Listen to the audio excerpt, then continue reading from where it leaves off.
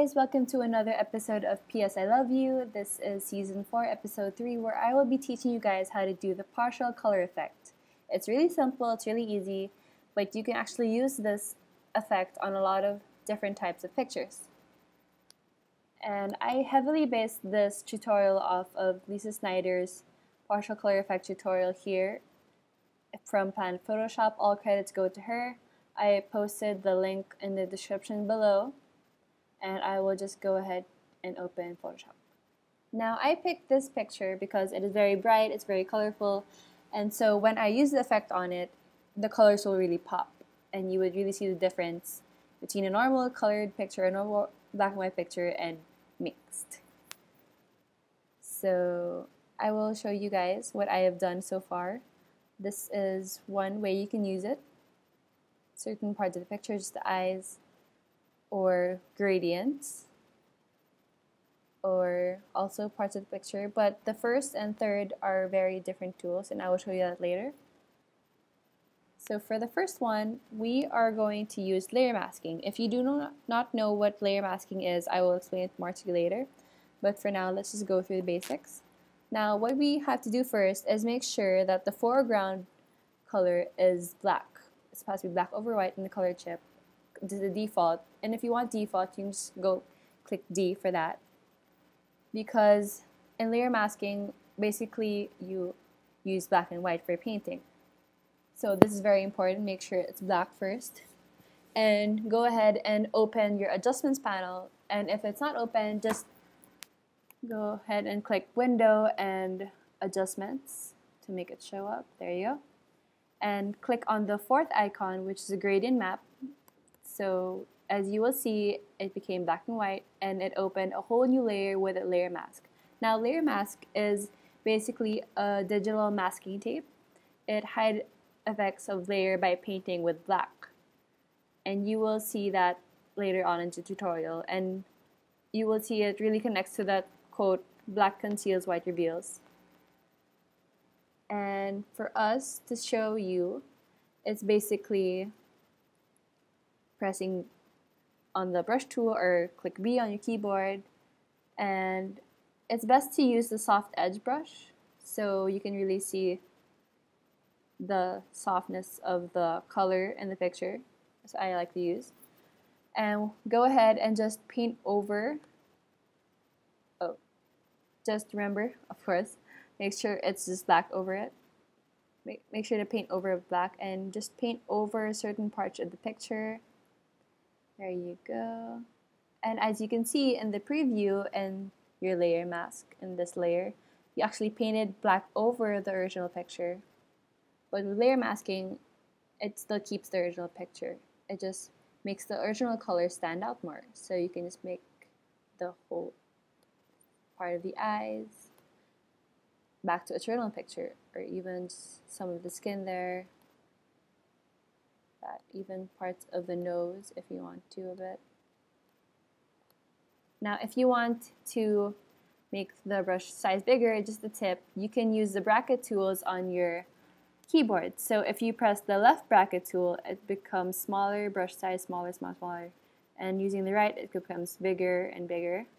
So it will definitely make it easier if you want it's to be done faster.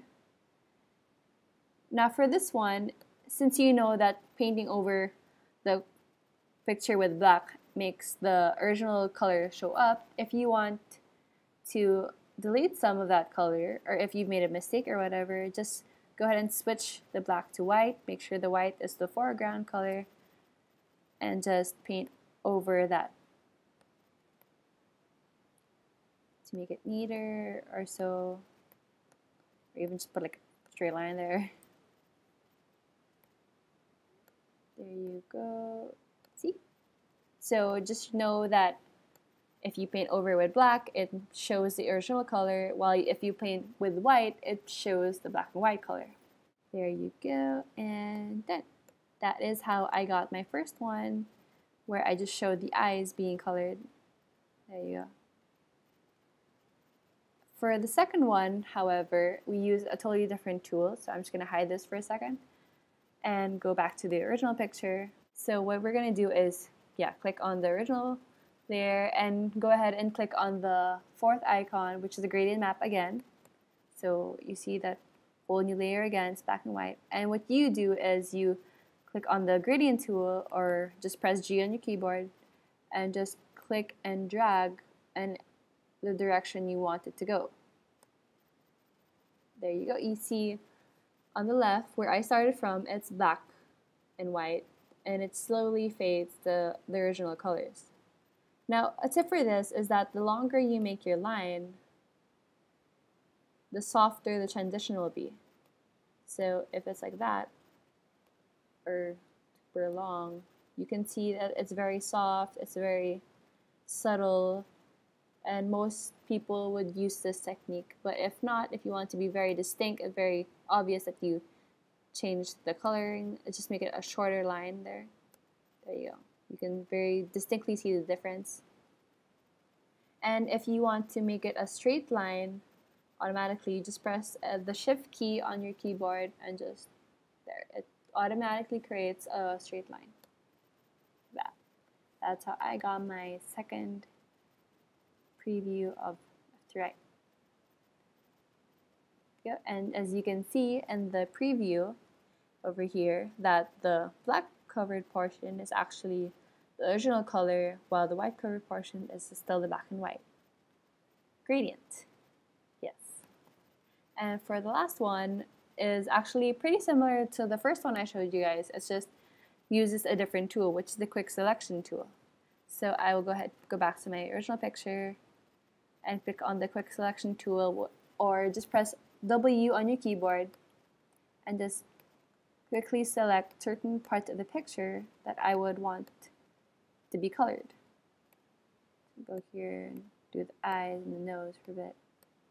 Now, for a tip for this tool is that you can either go here at the top left and see for the minus and plus sign over here. If it's plus, you know, just keep, you're going to be adding to the selection, but if it's the minus, you're going to be lessening it. Just like if you have a mistake done here, you don't want this part to be selected, or you go ahead and just click on the Option key or the Alt key in your keyboard and just deselect. Go.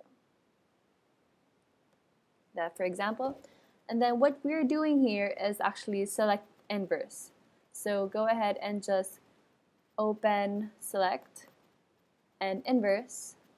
So what actually happens is that the portions of the picture that weren't selected in the first place are now selected. So outside of the eyes and of the mouth, see the lines are now selecting everything else but what you actually selected originally.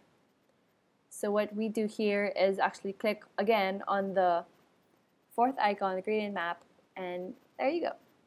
It shows that the now selected portion of the picture becomes black and white. And what I like to do is use the smudge tool and kind of just soften the edges a bit, you know, make it neater stuff. And also you can also use the technique of painting over this to make it neater. So make sure it's white over black and just paint over the colored portion. There you go. Basically, you can just apply that rule on anything. There you go. It's neater. And that's how I got my third one right here, like this slash across your face. So as you can see, the first one and third one are very similar, but they use different techniques. And a recap for this, the first one we have used the brush tool, paint black over certain parts of the picture to make the original color stand out. The second one I taught you guys was the gradient map, which is from black and white to colored. Any angle, any portion of the picture, it's possible. And the third one, I used the quick selection tool, also for certain parts of the picture, which you want the original colors to be shown. And there you go. Thank you for watching this episode of P.S. I Love You.